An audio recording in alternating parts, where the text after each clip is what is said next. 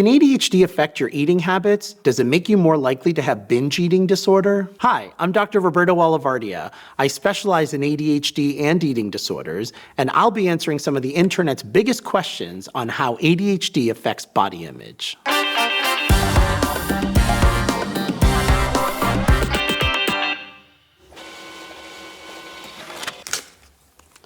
Can ADHD affect your body image?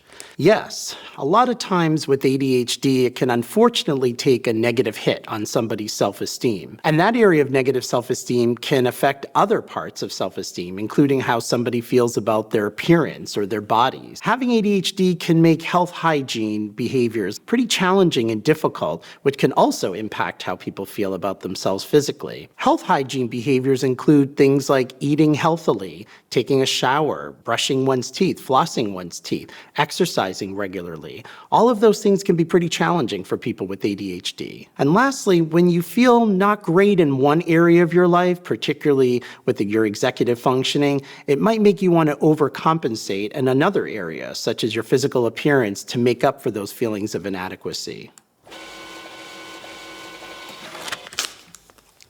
Is there a link between ADHD and body dysmorphia? Yes, in fact, a 2018 study found that people with body dysmorphic disorder, or BDD, were twice as likely to have an ADHD diagnosis. BDD is a psychiatric disorder characterized by a preoccupation in a part or multiple parts of your appearance in which someone thinks that they look ugly. They see flaws where there is none, and often this is coupled with obsessional thinking and a lot of compulsive and avoidant behaviors around this perceived aspect of appearance. Now, we know people with ADHD can fall into hyper-focused situations of things that are really stimulating to them, and unfortunately, sometimes that stimulation can come in the form of having a lot of obsessive thinking and intrusive thoughts about a perceived flaw in appearance. That intrusive thinking can be quite stimulating, although not in the ways that we want it to be. In addition, having ADHD can make it hard to always feel great about yourself, and sometimes people try to overcompensate in ways of trying to maintain a perfect appearance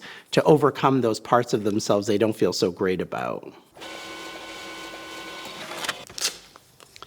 Does ADHD make having an eating disorder more likely? Yes. Studies show that people with ADHD are 3 to 5 times more likely to develop an eating disorder, namely binge eating disorder, bulimia nervosa, or something called avoidant restrictive food intake disorder, or ARFID. Now, having ADHD can make one prone to impulsivity, to problems with regulation, problems with grounding and self-soothing and emotional regulation. Food can be a tool and a coping mechanism that many people with ADHD seek to deal with these symptoms. In addition, we know that the ADHD brain is more stimulated by high dopamine responses and sugars and simple carbs, which are the kinds of foods that people tend to binge eat on. And many people with ADHD struggle with a lot of emotional regulation issues.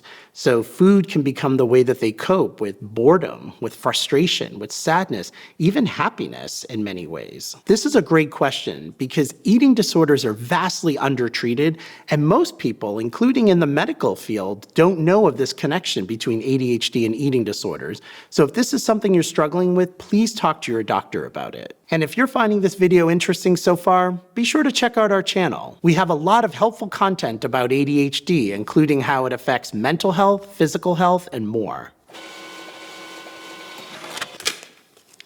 Can ADHD make it hard to lose weight? Yes.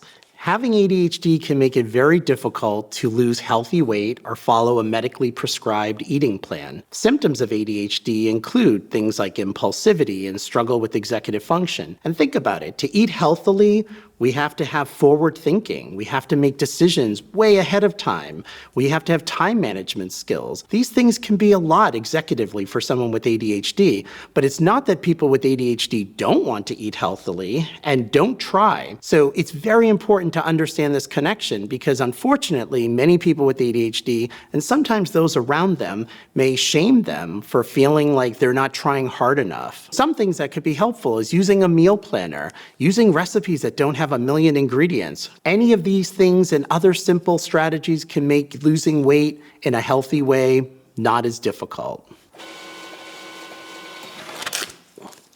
Does ADHD affect hunger cues or food noise? Yes, people with ADHD can have difficulty even recognizing if they're hungry or if food is just in front of them. We sort of have a joke in the ADHD community that we're on a seafood diet. We see it, we eat it. And so sometimes it can take time to actually tune in to one's body. There's a term called interoceptive awareness, which refers to one's mindfulness of internal body cues, including sleep cues, emotional regulation cues, and also hunger and satiety. Am I actually full? Am I actually hungry? And food noise is all that internal dialogue about food. You're sitting down to do work and you're thinking, what am I going to have for lunch later? Ooh, that pizza smells good. Which flavor buffalo wing should I get today? All of that distractibility, because let's face it, food is really stimulating for folks with ADHD. And there's one other thing.